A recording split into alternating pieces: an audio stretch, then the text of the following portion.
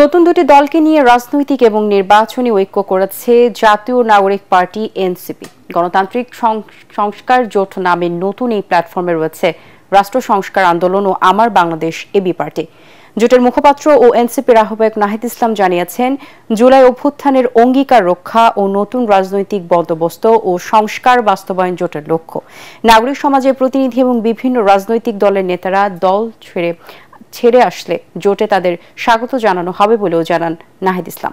ইমদাদুল্লাহ বাবুর রিপোর্ট। জুলাই অভ্যুত্থানে নেতৃত্ব দেয়া ছাত্র সমন্বয়কদের নিয়ে গঠিত রাজনৈতিক দল জাতীয় নাগরিক পার্টির জোট করা নিয়ে চলছিল নানা জল্পনা কল্পনা। রাজনৈতিক অঙ্গনে শোনা যাচ্ছিল কখনো বিএনপি আবার কখনো জামায়াতের সাথে জোট করতে পারে এনসিপি, কিন্তু সব আলোচনার ইতি হল নতুন দুটি রাজনৈতিক দলের সাথে এনসিপির জোট গঠনের মধ্য দিয়ে। রোববার ঢাকা রিপোর্টার্স ইউনিটি মিলনায়তনে আমার বাংলাদেশ এবি পার্টি এবং রাষ্ট্র সংস্কার আন্দোলনকে সাথে নিয়ে নতুন জোট করে এনসিপি। এর নাম রাখা হয়েছে গণতান্ত্রিক সংস্কার জোট। জোটের আত্মপ্রকাশ অনুষ্ঠানে দলগুলোর নেতারা বলেন, বড় রাজনৈতিক দলগুলোর কারণে রাষ্ট্র সংস্কার এগিয়ে নেওয়া সম্ভব হয়নি।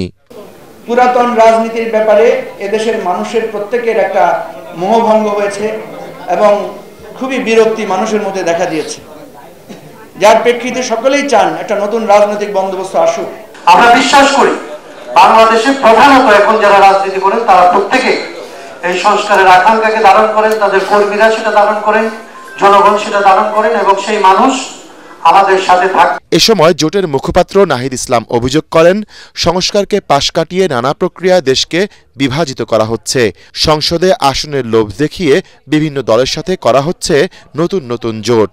আমরা তিনটি রাজনৈতিক সংগঠন সংস্কারকে সামনে রেখে বাংলাদেশের জাতীয় মর্যাদা এবং অর্থনৈতিক মুক্তির প্রশ্নকে সামনে রেখে আমরা ঐক্যবদ্ধ হয়েছি।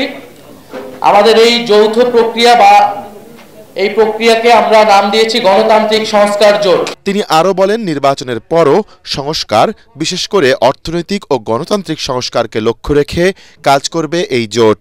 সংস্কার প্রক্রিয়া বাস্তবায়নের জন্য এবং আমাদের অর্থনৈতিক মুক্তির যাত্রাকে অব্যাহত রাখার জন্য আমরা এই নির্বাচনে অংশগ্রহণ করতে চাই এবং আমরা সেটা ঐক্যবদ্ধভাবে অংশগ্রহণ করব নির্বাচনে। রাজনৈতিক শক্তিগুলো ঐক্যবদ্ধ আজকে হয়েছি, আমাদের এই ঐক্য প্রক্রিয়া আজকে শুরু হয়েছে এবং এটা চলমান থাকবে। এ সময় বরিশালে এবি পার্টির সাধারণ সম্পাদক ব্যারিস্টার ফুয়াদ এবং লক্ষ্মীপুরে তানিয়া রবের ওপর হামলার নিন্দা জানান জোট নেতারা। ইমদাদুল্লাহ বাবু, ATN বাংলা, ঢাকা।